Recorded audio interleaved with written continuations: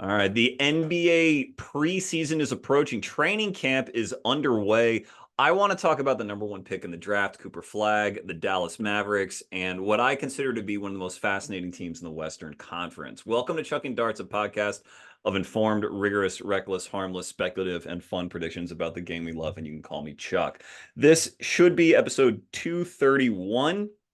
I believe my last one was with Sam Sheehan of the Ball podcast that was talking about sort of with some distance, a sort of deconstruction of the offseason in which teams really became contenders during that time, or maybe shut a championship window without maybe them even realizing it, sort of re-tiering the inner circle of contenders in the wake of the offseason.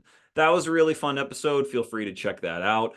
But I wanted to focus in on the Dallas Mavericks today, in part because, there was no shortage of coverage of them during the season with the Luka Doncic trade.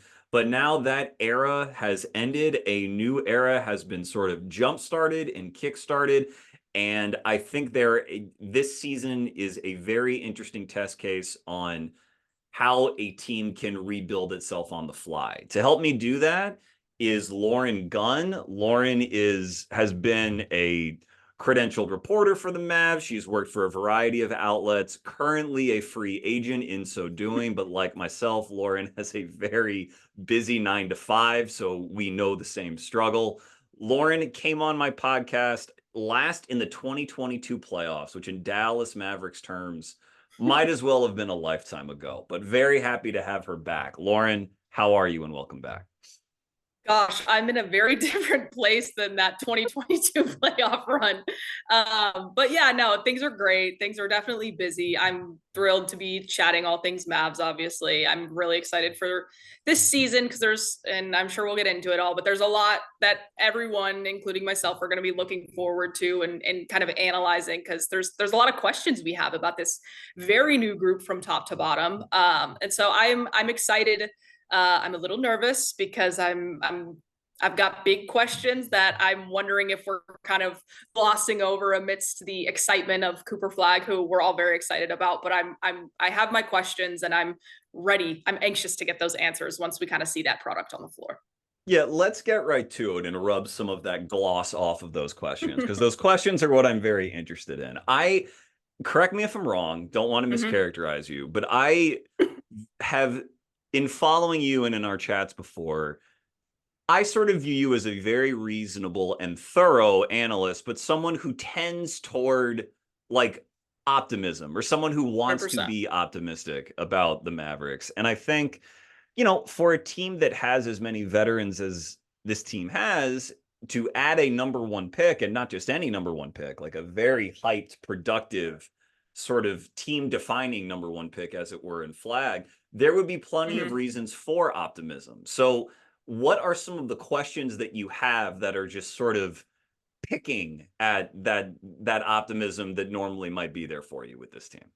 Sure. I think my biggest question right now is it's actually not more about the two timeline thing that we've seen not work for many other teams. It's more about how is this current group and projected rotation going to affect the long-term growth? Because if you're going to move on, I mean, everybody's had the conversation about the Luka trade and analyzing it in the long term and the short term.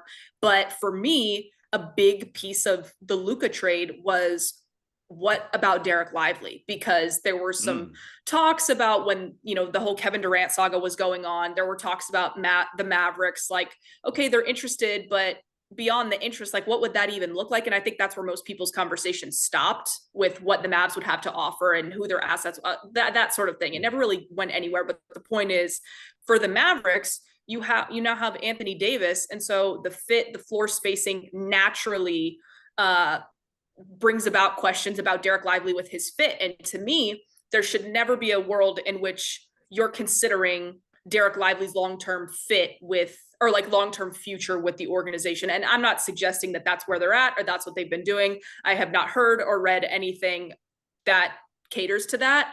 But my kind of reason for, I guess, the lesser optimism, because you're right, I do generally try to take an optimistic approach, for better and for worse, I think that this year, my concern is, are we going to be so focused on making Anthony Davis the focal point? And I don't want to say force feeding him, because he's not a player that needs to be force fed. He's Anthony Davis. But what does that mean for someone like Derek Lively, who for me, his age, the development that he's already shown, people from the outside had questions about, okay, Luka's gone. He's not really that. I mean, he is a lob threat, but like, now you don't have Luka, and like that really maximized a lot of Lively's abilities and drew focus on him as a rim runner, him as a paint protector. But now you have Anthony Davis, and like it just sort of, those two starting together again, lack of floor spacing, the clunkiness in the paint, like how does that, they're just going to be operating completely differently. And so for me, of course I want to see how Anthony Davis looks. Of course I'm excited at the thought of all of the second chance points, the points in the paint battles, the rebounding. Like theoretically they should be dominating those every single night. But for me, I, in the back of my mind, am thinking about the days where it's Cooper at the 3, PJ at the 4, Derek Lively at the 5, and kind of this, the era beyond, which I don't want to get too ahead of everything. But that is where I'm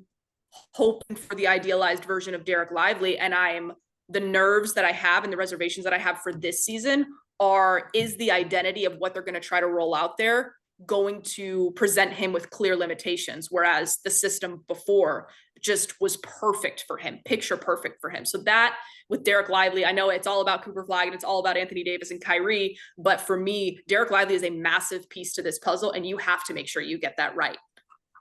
Yeah, it's a great place to start, because the questions about how Lively fits, pardon me, are intertwined with how Anthony Davis fits, because those are your two front court guys. I mean, Gafford is a nice piece, but Lively and Davis, both in terms of sort of pedigree and investment, either through trade or through draft capital, are what the Mavericks have now. And so I think when I think about this team and those two, you said that you don't know, like, is Anthony Davis going to be force fed? You know, and I've mulled on that question a lot as well, because how, for a guy who does, I mean, Anthony Davis has said he does not want to play center for long stretches, and he's a veteran, that's his prerogative, and he's, you know, you need to load manage him a little bit, even if he's not injured. You want to try to keep him as fresh as possible. And I think power forward probably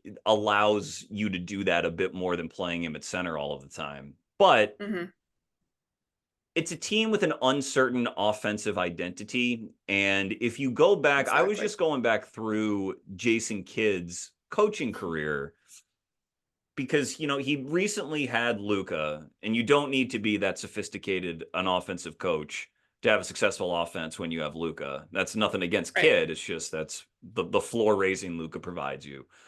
Before Luka, he was an assistant, but in Los Angeles, where LeBron was dictating basically everything. Anthony Davis was there too, but LeBron, a similar savant and incredible processor of the floor.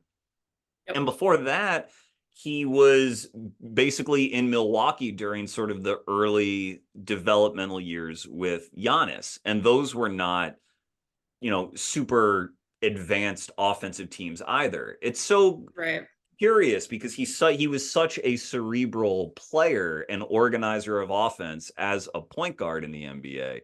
But I still don't think there's been a showcase for him putting sort of his imprint on how offense should look into his rotation. And maybe that's me giving too much credit to the stars that have played for him and not enough credit to Kidd. But it raises this question. I mean, he's come out and said that he thinks that Cooper Flagg is going to be his point guard. Well, like, what do most offensive possessions look like? D'Angelo Russell will obviously be on the floor, but if you're giving Flagg all of those reps, is Flagg directing Anthony Davis on where to go and where to be? Is Anthony Davis expecting a certain diet of touches? When Anthony Davis gets those touches, do his habits from his prior stops sort of come up, where the ball tends to stick and stop when he gets it, as he's sort of, you know, face up, jab step, you know, couple dribbles into a post up? You know, does that start to happen? Because my my concern is that if it does, if Anthony Davis either out of preference or seniority or a lack of offensive imagination throughout the coaching staff, if he starts to dictate possessions in that way, their offense is going to really, really suffer. Like, I think there's already some expectation that it's going to not be what it would be if Kyrie were healthy, certainly. Sure. But if you are playing that much through Anthony Davis, I don't know that there is a comparable team in the NBA that plays through a power, a more or less non 3-point shooting power forward like that that can compete offensively in the top half of the league. The defense is another question, which is something to potentially be excited about. But I don't know how it's going to look. I mean, has the coaching staff or has Coach Kidd, like, have they said anything that have clued you into how the offense is going to look and how, Davis and Lively are going to coexist here? No, which is why I think training camp is going to be so fascinating because, I mean, we just got done talking about Derek Lively, but I am not going to be surprised at all. And I'm not predicting, but I would not be surprised at all if they give Gaffer a shot at that starting spot and they make them compete for it. That will make me want to pull my hair out. And that's no discredit to Gaff because he is phenomenal, but you have to be intentional with certain decisions. And Coach Kidd in the past has, of course, we'll get to the coaching staff changes, but his staff has kind of left things open and fluid to try different things to the point where it's like, oh, let's be maybe a little experimental, and in turn, without saying it, sacrificing opportunities at the beginning of the year to really build that continuity. And to your point, without having Kyrie, how much continuity can you really build when you're going to have a significant change when he comes back? That is a huge question mark. But to me, yeah, everyone knows about the defensive capabilities at the individual level of the groups or of the guys that Dallas has on their team. And then obviously you bring someone like Cooper Flagg into that. But the questions to me are going to start and kind of, and maybe not end, but the big questions all lie on the offensive end. And you mentioned what happens when you force feed force feed AD. Think back to when the Mavs first got Kristaps Porzingis. They're sitting there, they're force feeding him. They want to have him integrated. They want to have him get these looks. Think back to when the Mavs traded for PJ and how obviously smaller scale, but it was all about, okay, first possession, like we're looking at getting a PJ post up. We want to build that continuity. And sometimes it's like, every matchup is different. We don't need to start the game with a post up and go to the exact same play. Like you want to have an element of surprise, of you don't want to be predictable. And so it's different with someone like Anthony Davis to a degree because he is so dominant and the physical presence. But that's where I think I get the pause about Derek Lively. Okay, so what? You have AD posting up in the mid-range, not quite low post, but let's say he's in that mid-range spot. And then what? Derek Lively's just hanging around the other side of the basket, waiting for the putback, waiting for the lob. But then his defender, like you're creating all of this traffic in the paint. And then at that point, you're relying on D'Lo and Clay to be knocked down elite shooters because Cooper Flagg has not been that. And like your expectations can only be so high. Your first season, new group, new identity, the whole thing. And so my expectations are very low for Cooper's shooting numbers. That to me is like in that first year is going to be the least, where the area where he is going to deserve the most leeway.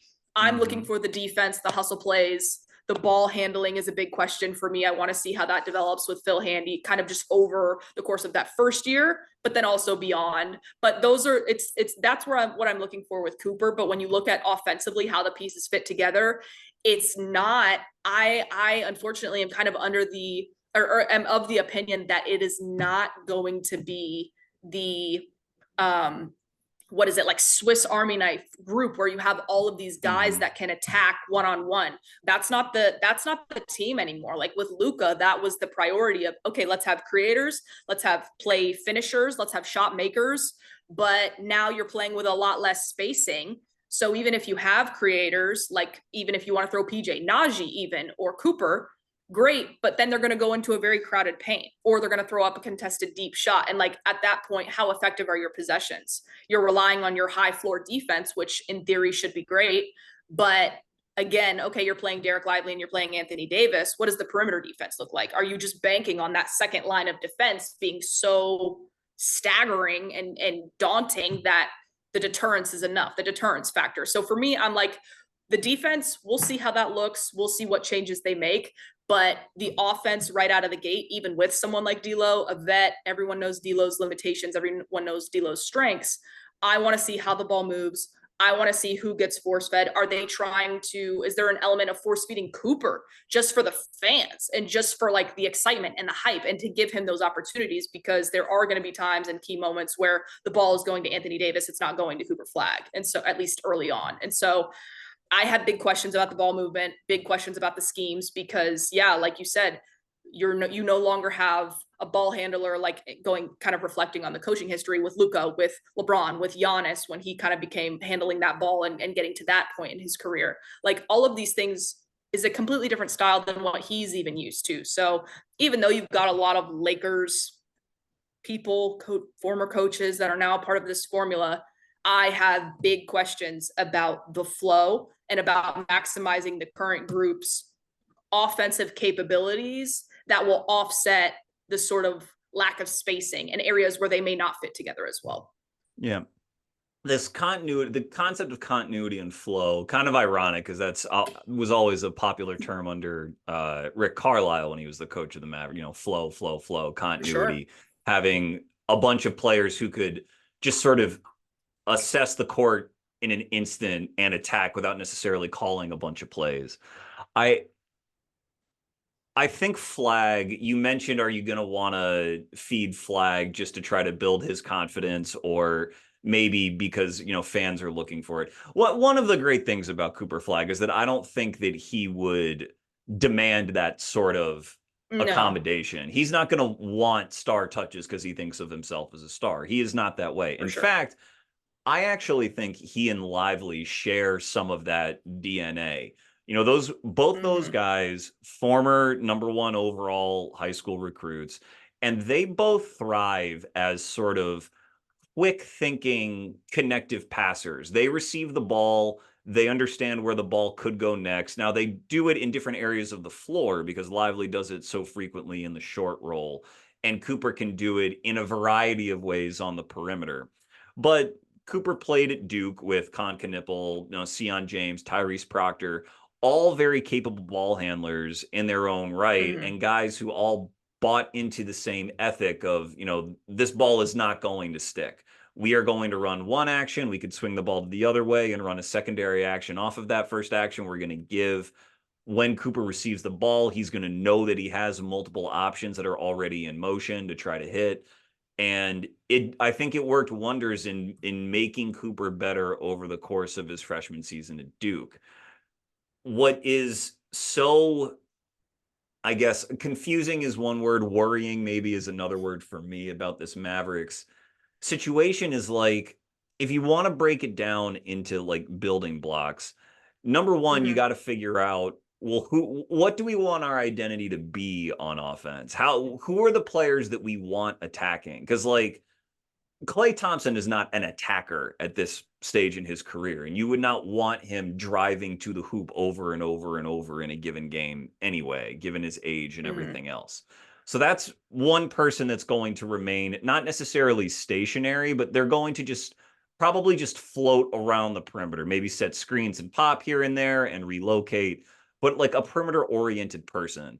You can, you know, D'Lo has more of a shot maker bag and you don't know, but you really shouldn't be orienting your offense around D'Angelo Russell's preferred actions anyway. That's not sort Right. of how you would build a winner, and that's also not commensurate with the amount of investment they have in D'Lo, which is not, you know, 6 million plus team option and player option or whatever it is for year two. Right.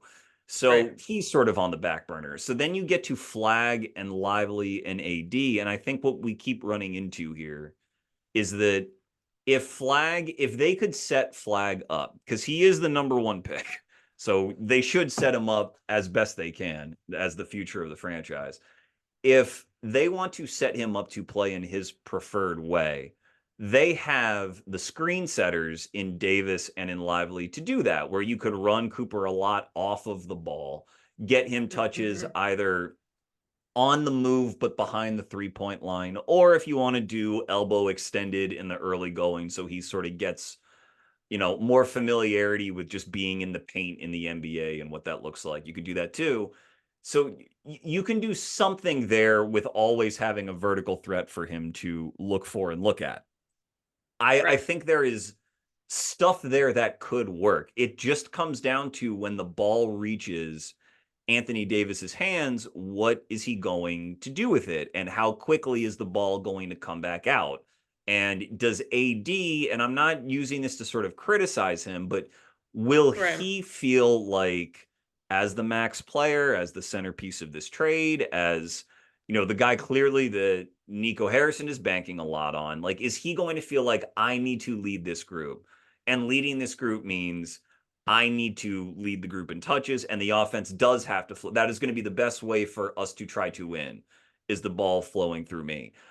You know, I think that the Mavericks, there's a world where the offense can look okay with him making a lot of decisions, but it requires, in my opinion, Flag and D'Lo and Clay or PJ or whoever's on the floor, just moving a Mhm. lot on the perimeter. Lots and lots Mhm. and lots of constant movement, lots of inverted screens for Davis to take advantage of, because whoever your lead decision maker is, you have to make their job as easy as possible. That is what the NBA is about on offense to a certain degree.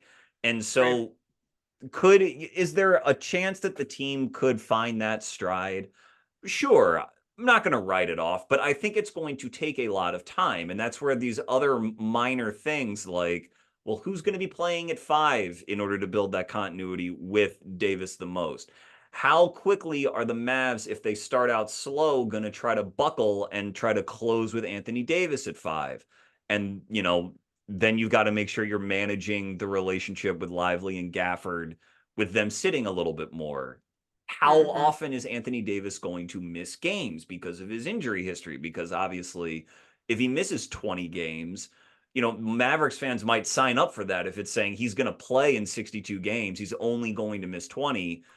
Given the downside of his history, maybe fans are like, okay, we can manage that. But even if it's Mhm. only 20, those are crucial reps that are not there. It just Right. it takes so much to go right to build an offense out when you don't have that floor raising ball handler.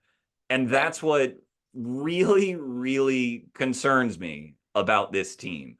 Do you have any sense of, because, I think a lot of people are intrigued by how deep the roster is, and it is deep. There's no question. Very, very deep. Right. Do you have any sense of how the lineups may get staggered with Naji, who I love, PJ, who is a starter on just about any team and has just gotten crunched here by sort of an unforeseen, lottery win?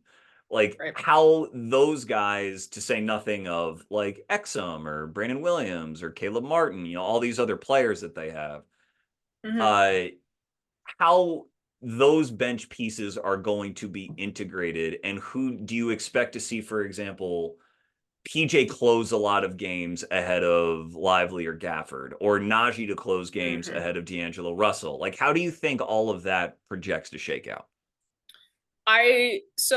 Great question, because I think to me that is also an incredibly important thing for them to figure out early rather than be sorting it out come January. And so on, and beyond. Hmm. I think to me the pieces that are going to kind of be in question, like you mentioned, the scenario where you're closing and the most effective lineup, the most versatile lineup, especially from an offensive perspective, from an offensive creation perspective, could be the AD at the five, PJ at the four, Flag at the three. Yeah, you have D'Lo, and then maybe that's where maybe that's where it's a little open for, is Clay hot? Is do they want to go with Naji? Is he on one? Like, just different. And I don't know that that group with Naji at the two is necessarily a great fit, but those are the positions that I think the Mavs are going to find themselves in. Is okay. Well, it's not, this group does not fit perfectly together. There's not a lineup that doesn't have some sort of glaring limitation, whether it be the lack of floor spacing at the top, the playmaking, the guard depth at that true point guard spot, and setting someone to really set the table and get things flowing. Which is where I think there could be an opportunity to see that lineup where the lineup of D'Lo at the 2, Cooper Flagg D'Lo at the 1, Cooper Flagg at the 2, PJ at the 3, AD at the 4, Lively at the 5, and to try and be big and fast and strong. I truly think that is going to try and be their identity, because I don't know that you can bank on. I think if you go the Clay route, who I am really hoping, I've got high hopes for Clay this season. For all of the reasons that we've talked about, the offense potentially growing stagnant with a certain lineup, or maybe even just a lack of movement and the lack of floor spacing. On one hand, you might be like, okay, well, lack of floor spacing, maybe you should have Klay Thompson out there. At the same time, it's like, well, there needs to be flow to maximize Klay. And if there's not flow, if there's not movement, then things grow stagnant. And that's where I think guys like PJ, Naji, and obviously Cooper are really going to be able to carve out a specific role to try and get the offense moving, obviously playing with pace, but also the off-ball cuts, the away screens for each other, to just the crashing the boards, to try and play with that energy. Because I think with AD and with Lively, and even with D'Lo to an extent, each trip down, you're going to see a lot of the same. I think it's going to be the PJs, the Cooper Flaggs, the Najis, where that's where you're going to be able to try and create not the only place you're going to be able to create mismatches, but create the movement that's going to stir things up. And so that's what I want to see with PJ's usage, because if he is coming off of the bench to start the season or even permanently, what does that look like with that backup group? Assuming you've got D'Lo starting, then where do things go from there? Are you rolling with Brandon Williams? Are you rolling with Dante Exum? Are you rolling with Dennis Smith Jr., who may make the roster and kind of fit that defensive speed, athletic identity that they seem to value so much? I don't know, but to me, the guys that I think are going to find themselves in a tricky spot, whether it be to even, well, I'm not going to say to make the roster, but as far as the rotation goes, I think it's going to be Caleb Martin. I think it's going to be Dante Exum. I think it's going to be Jaden Hardy. And I think it's going to be Brandon Williams. Those are kind of the pieces right now that I'm like, the Mavs obviously need guard. They need help there. But if you're not offering something specific, like the shot bag that D'Lo offers, even with the limitations that everyone knows of and talks about with D'Lo, he brings something very specific. And obviously you got the connection with AD, but beyond that, what guard do you have that is going to bring something very specific that you can use as a tool with an offense that may not be fitting together? Like, how are you going to approach that? That's the most important decision-making role on the floor. And is your answer to that going to be, well, we're just going to have AD, PJ, someone out there to just dump the ball into and focus on the interior scoring?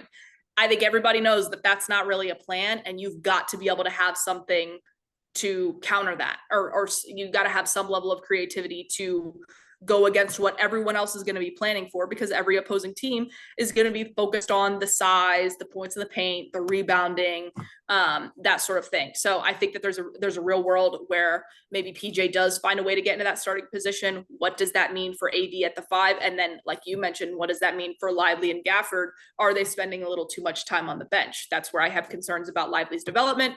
That's where I have concerns about Gafford's happiness, I guess, morale. But he knows what he signed up for when he signed that contract extension. And I will not be surprised if at some point they say, hey, how many years of this current formula do we have? We kind of need to really look at guard options of the future. Maybe let's canvas the league on some of these situations where things may not be working out for someone else, or they may have certain situations, and then let's look at, something with Gafford, something with PJ. I think that's where the Mavs are headed at some point. That's just my belief. Nothing to tie to that currently reporting wise, but to me, that's kind of the natural flow of how you're going to be able financially and also long-term planning wise, where things are going to ultimately go. I agree. And I think I would think that Gafford would be that guy they would look to move much more ahead of PJ for a variety of reasons. But, PJ's a wing who started on NBA finals, like in the NBA finals. That player is exceedingly valuable to a bunch of other teams. You don't just want to be jettisoning that guy, especially Right. when you're starting for in Davis does miss time. And I think what you mentioned about trying to unlock a bunch of movement in order to sort of, I don't want to say make lemonade, because this is not a team full of lemons. Like, they are big, nasty, athletic players. But in Right. order to like gin up some flow, that's what Cooper wants to do. He wants to Right. be that guy who cuts and screens and rescreens and never stops moving. And like I said when I spoke about him and Lively, like quick connector touch passes to swing the ball to the other side of the floor, be one pass ahead of the defense, just sort of like keep that engagement high. But you're Right. not going to get that out of Cooper if you are wanting him to like take these, not necessarily like ISO reps, but these sort of star ball handler reps.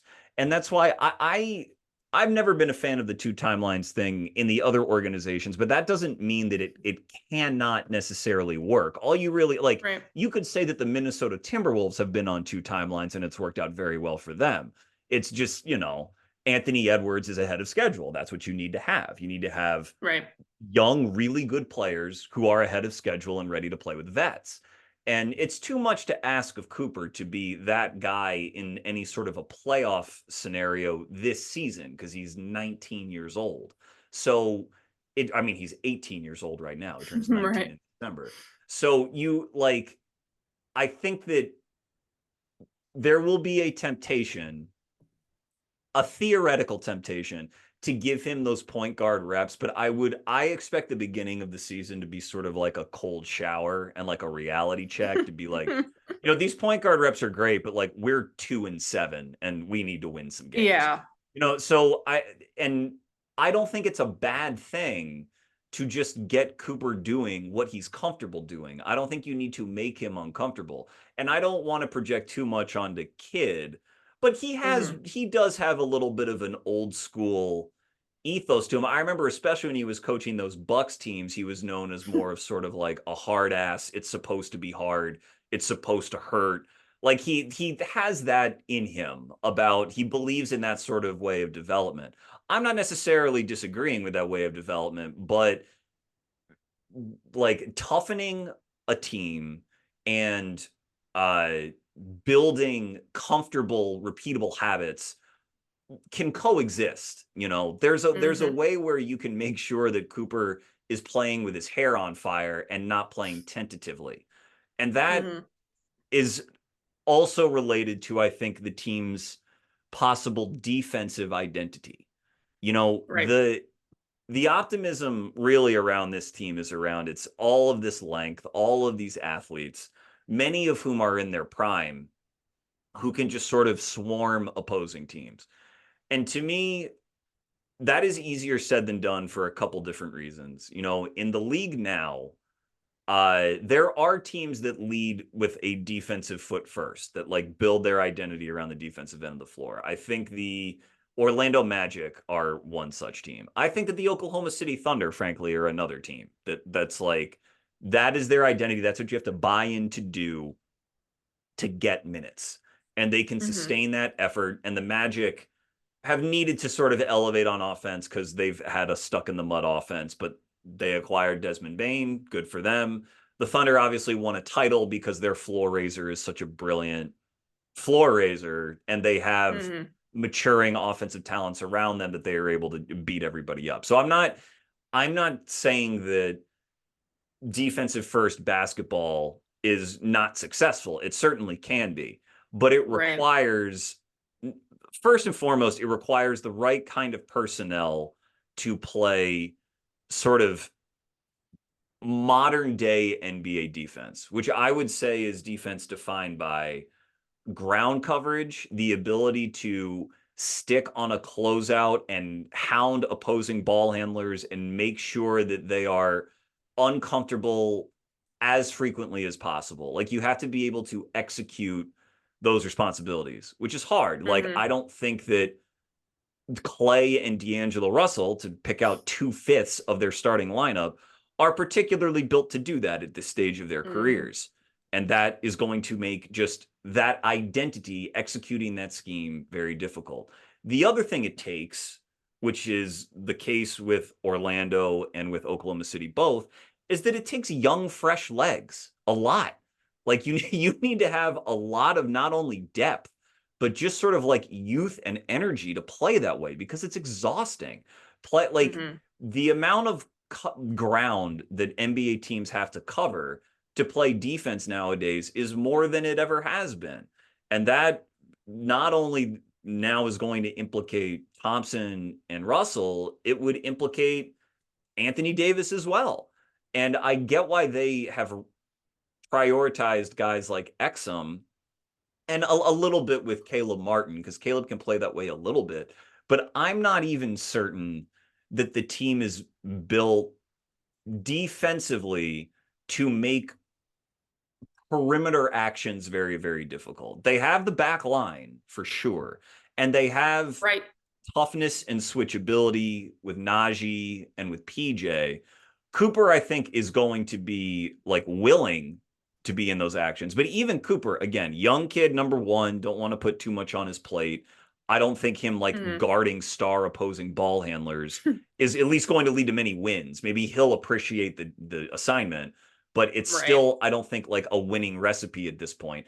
And number two, he hasn't, because of his youth, he hasn't built his body out. Like in college, there's plenty of tape of talented ball handlers like wrong footing him and getting by him in Mm-hmm. one-on-one scenarios because he, his core strength isn't quite there yet and his hips aren't quite flexible enough yet. And he still gets happy feet and can, leave his feet when he shouldn't. Just stuff that like playing in the NBA would iron out over 3 or 4 or 5 years. So Mm-hmm. it's, I think there's just so much to sort out on both sides of the ball. And I think in the same way that Cooper likes to be a sort of hustle guy on offense, like that's how he really gets his juices flowing, how he gets confident. He likes the same on defense. He likes to help. He likes to roam. He likes to erase stuff at the rim. And all of that requires like playing very, very freely. And I think that I think it's just such a challenging coaching job to have a team that is so deep with like NBA talents. I think this is Mm-hmm. such a difficult coaching job for Kid to do. Like, do you expect this team to switch a lot? Like, do you think they're, because I would think if they're going to switch a lot, that's going to ask a lot of, well, maybe not. I'll just leave it there. Do you expect it to be a very switch heavy team, or like what sort of defensive scheme do you expect to see the Mavericks play a lot? That's where I think the rubber meets the road a little bit, because I think they could, and to a degree, they will try with, like you mentioned, Naji, you mentioned PJ. I think that, and even someone like Max Christie, like has capabilities to guard different prototypes and even sometimes bigger players. PJ in the Mm-hmm. post, Max bigger wings. However, to me, where the rubber meets the road is, well, you can't have Derek Lively and AD switching. And maybe some people think that you can. Maybe people think that there's enough like weak side protection with PJ and Cooper, and they're just truly that versatile. I don't feel that way. I think that if you're going to try and say, okay, well, we're going to switch everything, or we're going to switch nothing, or here's going to be the focal point defensively, and so let's go with PJ, because like you said, we don't want to put that much on Cooper, or we need AD to kind of be the key of that second line of defense.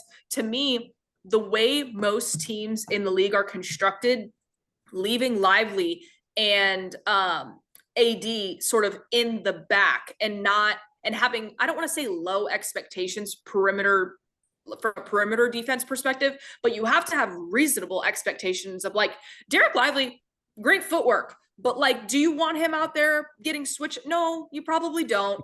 And with AD, even with as good of a defensive player as he is, do you, even just from a usage perspective, like you Right. mentioned, do you Right. want that wear and tear on him? So, like, to me, maybe you have a great game where everything looks like it's firing on all cylinders. You're super versatile. You switched everything that night, and people may sit there and be like, you know what, this might work. But from a long-term perspective over the course of the season, I don't think that that will work. And that's where I have real questions about the lineups, the continuity. Like, I don't want to beat the continuity into the ground, but and sound like a broken record. But I really do think that if they're going to be so focused on playing AD at the 4, assuming everyone's healthy, assuming everyone plays the majority of the season, if you want to play AD at the 4, like, there's just maybe a little bit too much overlap with Lively. And to kind of momentarily take it a different direction, I don't want it to be a conflict of AD or Lively. To me, that's not the answer either, but that may be, like, from a lineup perspective, what you ultimately have to do. And so that's where I'm concerned about, okay, what does that mean for Gafford? What does that mean for how your lineups will function? Because Derek Lively, when Derek Lively was playing next to PJ at the 4, like during that era of the Mavericks, like an incredibly efficient and effective lineup on both ends of the floor. We saw it in the playoffs when on the finals run, where there were certain matchups where Gafford struggled, and then Lively would come in, and him and PJ, and just the way that they were functioning opened everything up. That is not going to be the case with AD because they just play differently. And so for me, I think from a defensive perspective, they're going to have, like what you said, that cold shower period of time where it's like, you know what, in theory, on paper, we should be an incredibly versatile, switchable, lengthy, disruptive defense with a second line that is so big and long that it almost creeps up into the first line of defense, if you will. But I don't think in practice that's going to work. It's certainly not going to work with some of these teams that play with so much space. So I have real concerns about that. I think that the rebounding and the paint presence will be very strong, but everything that you're saying about the perimeter defense is where I have major questions, and where I'm hoping that I can, here comes my optimism, I'm praying that Cooper is just so far ahead of the expectations that the perimeter defense with PJ and him kind of makes up for maybe where D'Lo or Clay could be a step slow. And honestly, I think that there's a maybe a small timeline that by the end of the season, or maybe just later when the calendar flips, that there's a real opportunity for someone like Max Christie, who can do the perimeter switching, can hit the open shots to help kind of address certain things that they're maybe needing on offense, but can't just rely on Clay and D'Lo to beat the backcourt. Like, it's 2025. Where's the expectation? Right. Like you're saying, we're going all in. This is our 3-year window. That, so we'll see. Kyrie is a whole other question of when he's actually going to return. That is a huge question mark to me, because we're seeing stuff all the time of, well, look at him out on the floor. Like, what is the real timeline? But obviously you also don't want to rush him back. So for now, just taking Kyrie out of the equation, I want them to have a clear, almost process of elimination of, okay, if you're going to be experimental with whether it be Cooper at the 2 or PJ, or Cooper at the 2, or a lineup with Cooper at the 3, PJ coming off the bench, PJ starting, Cooper at the, I'm not buying in too much to the Cooper at the point guard reps. I just can't, I can't get on board with them actually thinking that that's a recipe for success. So all of these little things that you're going to try to tweak to maximize or maybe even minimize where the clunkiness, whether it be the floor spacing or the lack of perimeter defense, to me, you're just going to have to figure out what's most impactful, what's most effective on especially from a consistency basis against most teams, because no matter what, the way the group is structured, you don't have the lineup of the true versatility up and down the roster. There is a clear, not logjam, just where the pieces don't fit. And that is where I think that, to me, the perimeter defense is going to require them to make adjustments that maybe they weren't initially thinking they may have to deal with. And Obviously, now you have Cooper Flagg. Everyone's thrilled about having Cooper Flagg, but that also changes how you use PJ. It just changes everything. So I will give Jason Kidd credit. I will give him the credit on the defense that he has shown, that he's been able to identify and make certain adjustments to maximize, to create advantages, that I've seen that enough to say, okay, that's where, on top of the player relationships, that's where where the bread gets buttered, or whatever the saying is. Yeah, It's sure. the offense. It's the offense that it's going to be like, okay, we'll see from a defensive perspective. This is where, to your point, it's really going to be a matter of, okay, you've shown that you've been able to make some of those adjustments in the past. What adjustments do you make when the pieces they can only work to a certain extent in a certain scenario? What do you do if the personnel fit is not enough to slow an offensive juggernaut like OKC down? What are you going to do? Or even Denver this year? Like, hello. So that's those are my big questions. And I'll be completely honest. Part of the reason that my answers are so long and drawn out is because I'm a little fearful of what it's going to look like. I think right now there's maybe a high expectation, and I'm a little fearful that we're really going to see how poorly a few pieces fit together when we thought they may fit a little better on paper. That's kind of where my head is at going into this season. So my expectations are, I would say, tempered. Well, here's what I would respond. Number one, don't worry about your answers being long and drawn out. There's no safer space than my podcast for doing that. Right. Number two, if I also like to be optimistic. If there's a chance to be optimistic, I usually seize it. Let's just say, because I think we can agree, it is likely that, number one, Anthony Davis is going to miss some time, and there's also going to be a healthy amount of Davis at the 5 when he's on the floor, just because the rubber will meet the road very quickly, and they're going to say, like, we need something to sort of relieve the built up, just like relieve the dam, so to speak, and make this offense a little bit easier on everybody. Okay. When Davis is off the floor, I think that is going to allow for, you mentioned how Lively played next to PJ during sort of the finals season and how successful that was. You can go to that look if you want.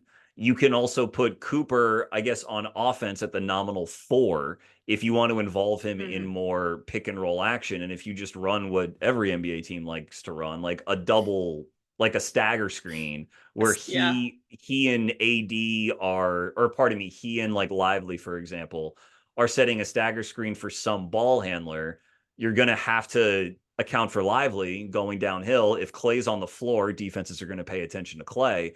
And now all of a sudden you've created like assignments that a really good defense needs to be locked in to take away. And if Flagg pops, he'll have the opportunity to shoot a 3, and teams might concede that to him in the beginning, but then you are probably generating enough movement to where Flagg has the ability to make a quick decision when he receives the ball, which is what he likes to do.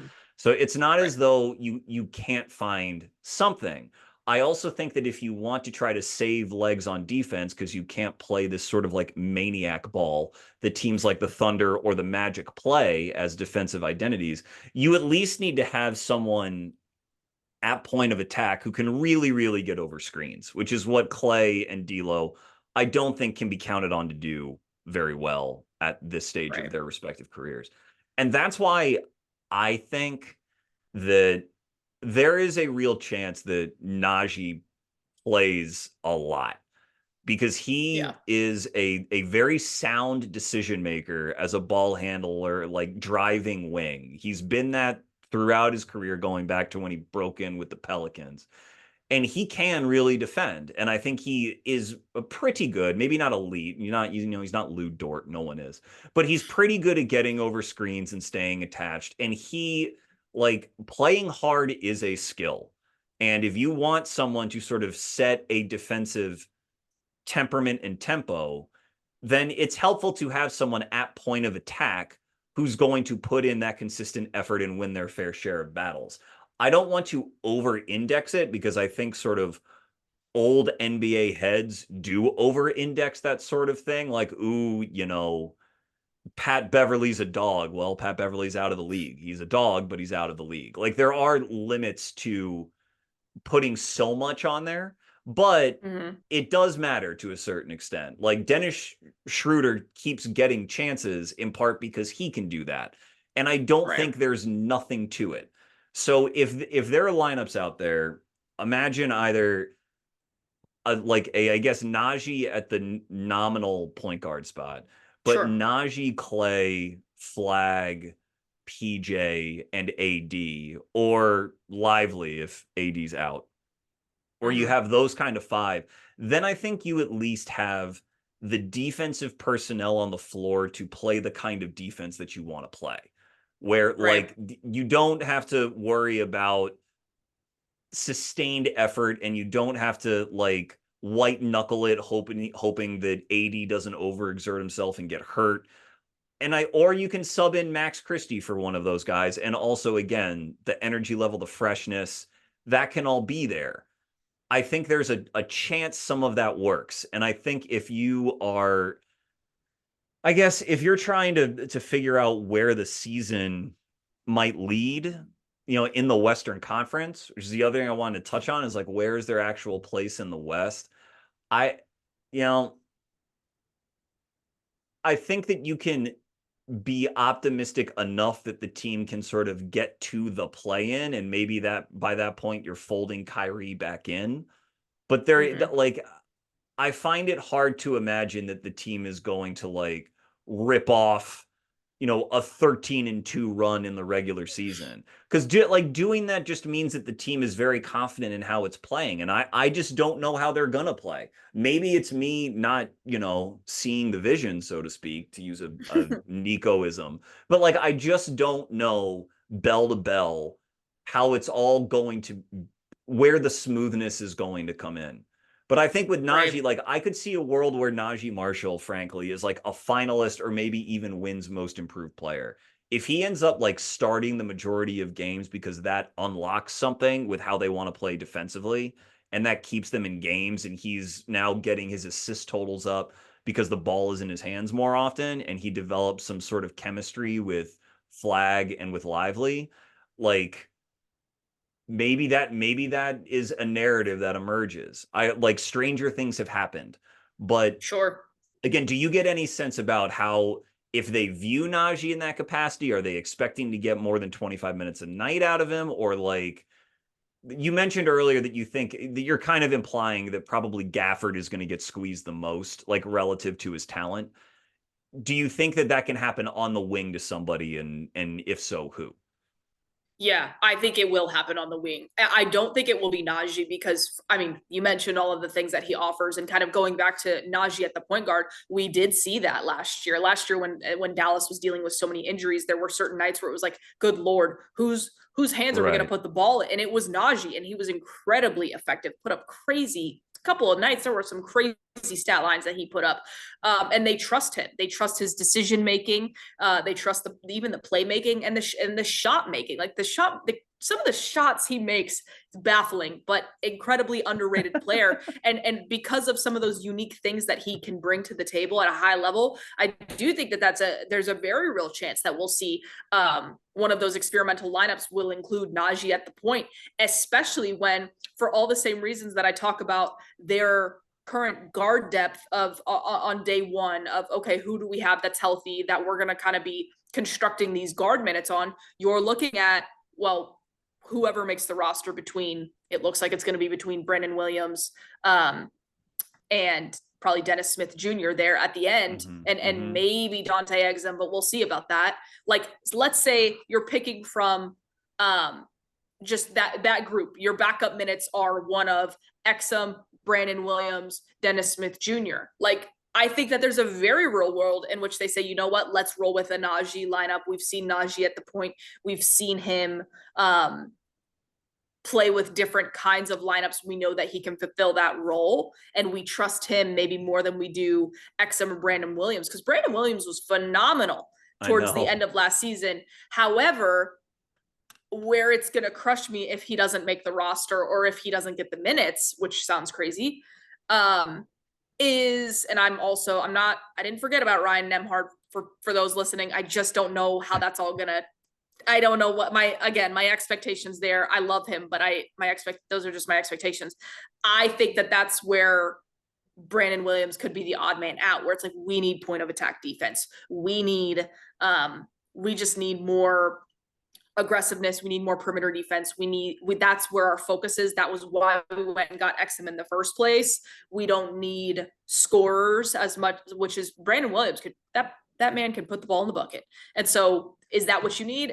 So I think that that's kind of the big question mark there, because they do still have Jaden Hardy on the roster, and like, there's a little bit of him and Brandon Williams, Jaden Hardy and Brandon Williams, very, very different players, but there's some overlap in the limitations. So I think that's where there's an opportunity for someone like Dennis Smith Jr. to say, hey, I'll be your point of attack defender. I don't even care about my legs. I'll go out there and work my butt off, because if you need point of attack defense, I want to be that guy. And if Kyrie's going to be out, I want to show you that I can be that guy, and I'll throw the lobs to AD. I'll set AD up. I'll do the dirty work. I think that's a scenario. And again, my expectations are not crazy high for someone like Dennis Smith Jr., but I think that they're going to find themselves having to be creative with certain spots where you don't have that logjam. And so to go back to your question about who gets squeezed on the wing, I do think it's Caleb Martin.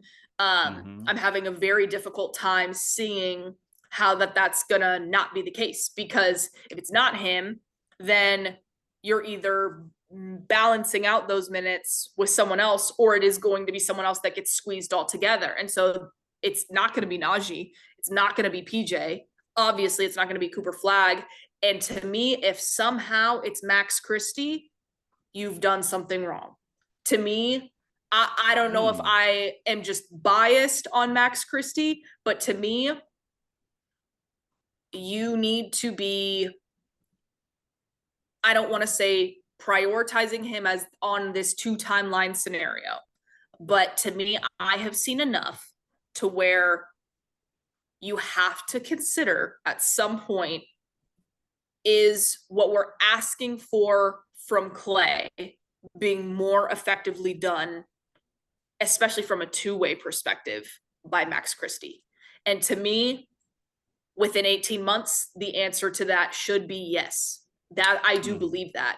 And I don't know that the way the group is going to function is going to be one that's ideal for Max. So that is kind of another question that I've got, because we saw Clay last year. We know what Clay can do. We have certain expectations and hopes for Clay, but you need that point of attack defense. We've talked about Clay. We've talked about the wear and tear.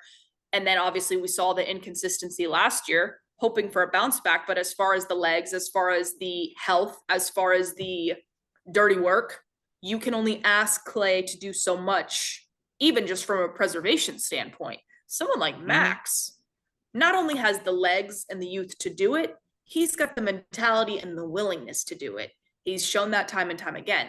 So for me, that's where Max can carve away minutes from the Jaden Hardys, the Dante Exums, kind of in that, because he is closer to that than he is Naji, PJ, like that sort of wing with how this team will function. So for me, the kind of, you make a great case for Naji, but I also think Max is kind of that guy that could slip in there and say, you know what, if you need perimeter defense because this isn't going as planned, I can be that guy and I can do it for 38 minutes. Not say they're not going to play consistently, Matt. I get that with their lineups. But if you find yourself getting struck by another unlucky health streak, or you desperately need perimeter defense because your only guys that are healthy or the majority of your minutes are going towards the big wings and the front court, you're going to need versatility in the backcourt from a perimeter defense perspective. And if you're looking around at D'Lo, Exum, Hardy, Brandon Williams, let's say Dennis Smith Jr. doesn't make the roster, like that Caleb Martin, I guess you could throw him in there. He's got some point skills, ball handling skills. Like, to me, you're going to have to get experimental, and you're also going to have to maybe have some hard conversations of, oh, this isn't going according to plan, with whether it be D'Lo, whether it be Clay, whether it be right. So to me, that's where you're going to see some opportunities where maybe some guy is playing more and some guy that gets squeezed was not what you were expecting. That's where I think Dallas is going to be, for better or for worse. And I'm curious to see how much they consider their long-term planning into those decisions and into those adjustments. Are we giving Max Christie those chances? Are we saying, no, we got Clay, we're good? Are we saying, no, we trust Naji more and it's all about right now, so Max's role is limited to just this? Or same thing with Derek Lively. For so long, it was maximizing him as a pick and roll guy. There was work on that 3 ball. There was, working towards a time where you could have the pick and pop with Luka, so he could be a pick and pop factor and a pick and roll factor. Now you're telling me you're going to pop with Derek Lively in this offense? No, you're not. And so for me, it's like, those are the things where it's like, are you just going to throw all of that out the window, or are you going to be trying to work that in a little bit? So, and of course, health has everything to do with what their expectations are for the season. And so that all ties right back into the defensive usage, the defensive scheme. And I think recently there have maybe been, I don't want to say too many reasons or causes for concern, but I do think it will be poor. I don't want to also just chalk it up to asset management or speak about it that way, but I think you have to be very, again, intentional and having continuous conversations about what's the direction, or are we truly hanging our hat on Kyrie, AD, Clay, PJ, Cooper, or are we at least taking a little bit of the 2 timeline, if you will, philosophy into consideration? Because if you don't, then yeah, you're going to end up waiving an Omax. And I'm not saying they shouldn't have done that, but to me, right, yeah, the way you're operating is short-sighted, and that's gonna drive me nuts, because we know the window is short, and so and that's in an idealized scenario. So you can't afford to be messing up Derek Lively. You can't afford to be giving up on Max Christie. But again, Max specifically, I would say I'm probably a lot higher on him than most Mavs people, but whatever. Well, it warms my heart. This is a podcast with an admitted and proud bias towards younger players. And you're like, what does this mean for Derek Lively? What does it mean for Max Christie? I could talk for another hour about both of those players, but right. I think that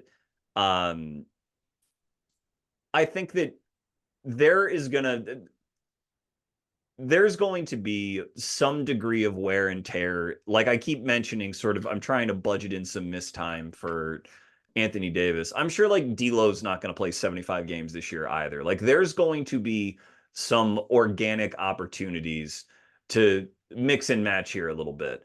And if you want to be really optimistic on Christie, his offensive game can be predicated around relocation and sort of playing in that sort of flow state, low dribble, quick touches, quick decision-making kind of ball that I think Flagg wants to play. I still think you're going to need real downhill threats in an offense like that. But, maybe there are bench lineups that are like Naji and Christie, and Flagg is playing in those lineups to try to make things a little bit easier on him, and that can work. I think there are ways, again, to make some hay. And when you look at some of the competition that they theoretically could have in their sector of the West, if we're eliminating them from a top tier, which I think both of us would do, like Jaren Jackson Jr. and Zach Edey are both out at least 6 weeks already in Memphis, for example. And Scoot Henderson, I mean, I'm high on the Blazers, higher than most. I think they have a defensive identity that is actually more ready to go, because I think Donovan Clingan's really good. I think Drew Holiday will play for them. and do well. I think Tumani Kamara is like an all defense level defender. Like I think that the Blazers are more ready to hit the ground running than the Mavericks are, but they just suffered an injury themselves and they'll have a clunky offense too. And everyone knows that with Butler and Steph Curry in Golden State, those injuries are going to come. Those missed games are going to be there. And at the very least, I think that the Mavericks have some built-in options where it might take a little while to find the right mix, but they have the elements to look for, or the elements to experiment with, I should say. Right. Plus, if they do eventually trade Gafford, one thing that is abundantly clear in the NBA is that if you really want to go find a point guard, they are not hard to find. Like the Sacramento Kings have been desperately trying to like kick Malik Monk out the door all summer. And Malik Monk is like a perfectly good, serviceable guard in his prime who can like score from 3 levels, give you instant offense, and not be a complete train wreck defensively.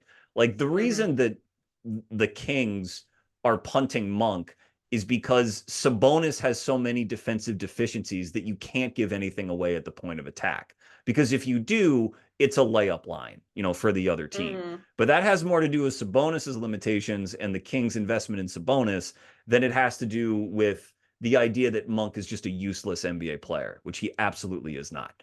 So if they want to go find a guard, they can go find a guard. That is like the position group that they can probably shore up on the cheap.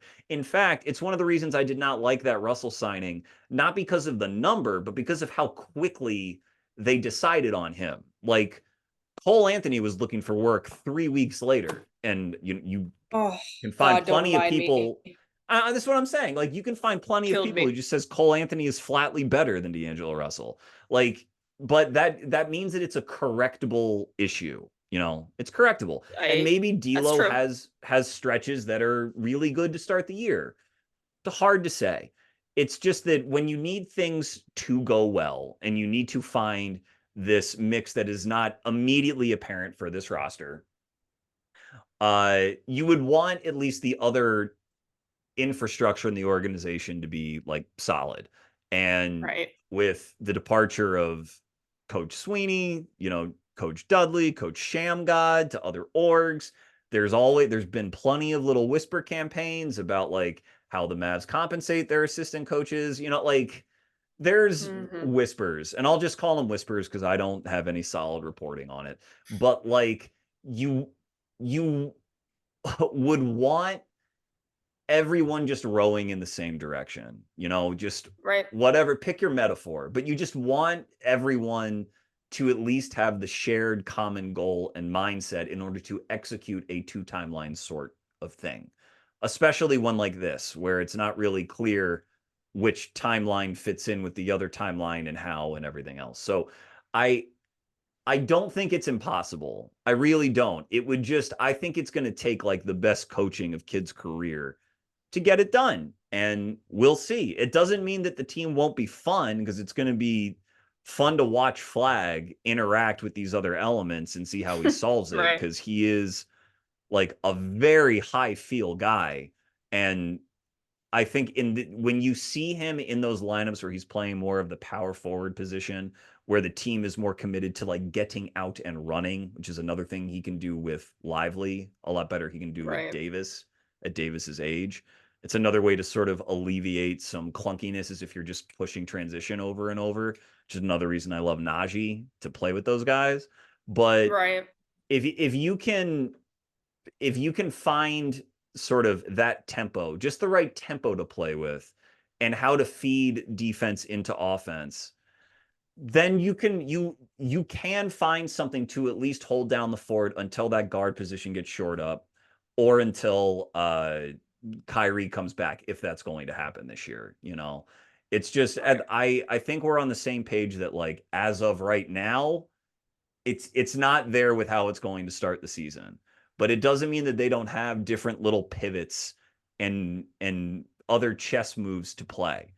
It's just a very fascinating team. Very, very fascinating. Where do you expect, if you were to pick right now where they would finish in the West, what do you think is sort of their ceiling? What is their floor? Oh Lord, this What? question is always so impossible in the West. I would say I truly believe their floor. It's hard when you have a number one overall pick because it's like, how is he really going to look? I'm Right. going to say Right. that their floor is the fifth seed. I'm going to say that if Their Cooper really, ceiling is the fifth seed or floor? I'm going to, I'm sorry, their ceiling. Did I say floor? Did I say floor? Oh, I'm sorry, Yeah. everybody. No, Jump it's scare, jump okay. scare. I got you. I got Thank you you. for, I yeah, got you knew based on the tone of this entire conversation where I thought their ceiling was. Unfortunately, yeah, I think their ceiling is probably the five. And that is in a world where Kyrie comes back around Christmas, everyone stays healthy. Clay is the efficient 3-point shooter that we're all hoping he, or I should say, Mavs fans are hoping he will be. Um, the pieces are fitting together. PJ is and Gafford are being used appropriately, assumingly off the bench. Again, these are all very idealistic projections. And so, because of that, I think their floor, to be completely honest, I think their floor is actually like a similar situation to last year. I really do think that. Like, I don't want to be you. super, super negative or doomsday, whatever, but I do think that it's naive to think that there's not a scenario where, and I'm not trying to jinx or speak this into existence, you have a significant injury to Hmm. Anthony Davis. And then, okay, we have a different conversation about how quickly we want to rush Kyrie back. And do we make this season more about confidence building for Cooper Flagg? Figuring Yeah. out Lively's new identity, or not new identity, but figuring out Lively as the guy, as the, I'm sorry, let me rephrase. Figuring out how we want Lively, what we want his plan to look like on a year-to-year basis. What are you focused on improving over the course of the season, or focusing on as your points of emphasis from an individual perspective, night in and night out, no matter the matchup? What are your things? So like, I think there's a very real world in which the season takes a turn, and like, I think that there would still be a lot to take away, even if for some reason that the season took a horrible turn and that's where you end up. And in that scenario, I do think that we would see what happened in the year that they got Lively, and in the year that they just got this pick, where that last month, well, it just is Yeah. what it is. So Yeah. I Yeah. want to Yeah. say that that's their floor. And are they going to be the bottom four team in the West? I don't want to say that, but yeah, I do think that there's a world, and that's the conversation that you have to have. And that's the reality of the situation that you put yourself in when you form your team with a core that's a little bit older, that has the injury history. That's the reality. So to me, I think the floor could go as low as that, Yeah. whatever you make of that. However, so well, I guess we'll I no see. no, look, I get it. I get it. I would think like I mentioned the Blazers earlier. I like the maybe overall talent level could be comparable if you go player for player without sort of incorporating how the elements mix together, but fit in the NBA really matters. In a league where everyone has It talent, really matters. fit matters a ton. So I Mm-hmm. prefer the Blazers to them. I prefer the Warriors at full strength, though I think they have injury concerns of their own and less Mm-hmm. options, especially if Steph goes down.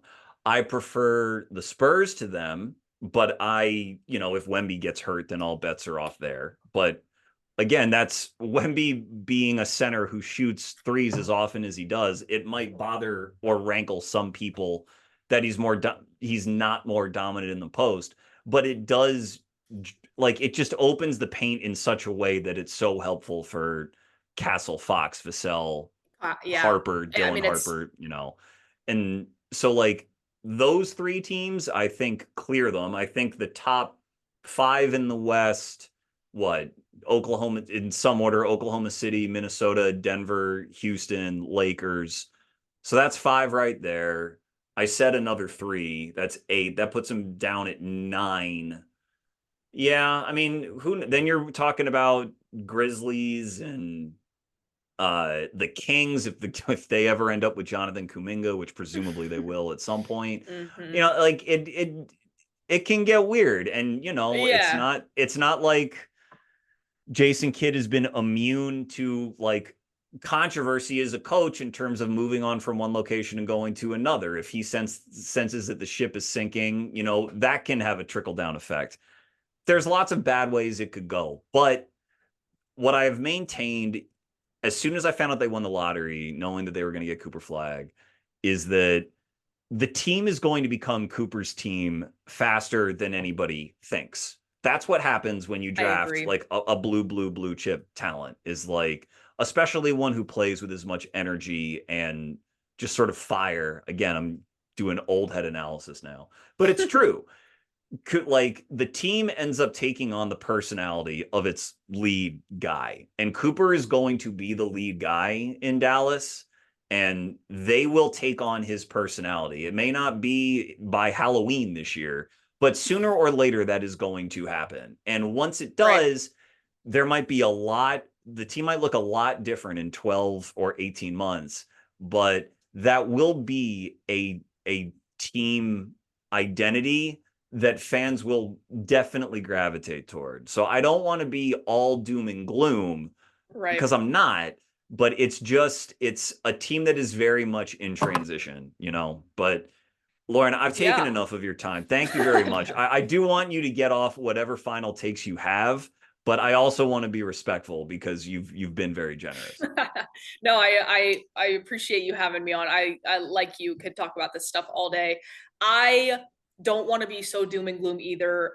I will be honest that last season, like, going through that experience as a fan, that like a fan that has followed this team my entire life, that was an experience that I could have never seen coming, and really affected like how I look at the team, how I analyze certain things. And so that has been an adjustment, because I just am like, it's almost thrown off my just the calibration of how I was perceiving and things that I would hear, things that I would see. And so that is, again, another change that I'm looking forward to getting more clarity on this upcoming season, because the last couple of seasons have been pretty predictable in terms of their moves, in terms of how they were, what lineups. And so this year, I mean, there were some of my answers I feel like maybe have been a little repetitive, because they are rooted in the same questions of the clunkiness and the fit. And so I really am, as much as I don't want to be doom and gloom, the thing that I'm hanging my hat on is 2 to 3 years from now, when the core is truly Cooper Flagg, Derek Lively, presumably PJ's still in there. And then we'll see kind of who else is there, who else they've drafted, who else they've traded for him. I'm looking for that, and I'm very excited about the long-term future, because as much as everyone's tired of talking about the Luka trade, it's still fresh in Dallas. It's not going anywhere. It's still tough. It's still frustrating. And there's going to be a lot of dynamics to overcome even this season, where there's just still a lot of looming narratives, energy, things that are happening in Dallas that are still, Luka's presence, that are still causing the media's treatment of the team. They're not going to get a lot of leash, because they're not going to get a lot of leash. Doesn't go away. Yeah. Right. So I'm curious, how much of that, because towards the end of the season last year, that was, you could see it hanging over the team. Everyone just almost was wanted to be done with the year. And so now we've got all these other questions. We've got all these other things to be excited about with Cooper Flagg. And while I'm concerned, again, that the pieces that the reality is going to be different than the projection and what's on paper, I still feel very confident about the long-term fit of Derek Lively and Cooper Flagg, who they are as people and pillars of the Dallas community, and what they're going to mean to the city, to the franchise, to the team. That is what I'm looking forward to. That is what I can't wait to see unfold, because for me, for so long, it's always been about the long-term legacy of the franchise, the legacy with Dirk, the legacy that we thought we were going to have with Luka. And now this is truly another shot at that, and not kind of hanging on from year to year with extreme roster turnover. Sure, there's going to be a lot of turnover in the next couple of years, but you have a core, you have something to hang your hat on, and hopefully kind of allow us, as in the Dallas fan base, to move on and to really embrace an identity of basketball that we can hang on to. Because I think this year, what we're going to see this year, I just don't know that it's because of all the questions that we have, I don't know that it's the right solution, the right long-term answer, which means it's going to have to change at some point to get there. And to me, that's what I'm looking forward to with the direction of the franchise. When you've got someone like Cooper Flagg, we've talked about replacing the point guard position, finding an answer there, and how it's the deepest position in the league. Lots of options there. And so for me, I'm excited about the future. I'm excited about where the team is headed. And I am sort of looking at this year as just an answer to my questions, an answer to the direction. Is it going to be 4 or 5 years away, or like 3-4 years, or that maybe turns into 2 years if things really go bad? And so for me, there's so much, like you said, a year of transition. There's so much transitioning still happening. I am anxiously awaiting to see how this new coaching staff treats this group, what they're looking at.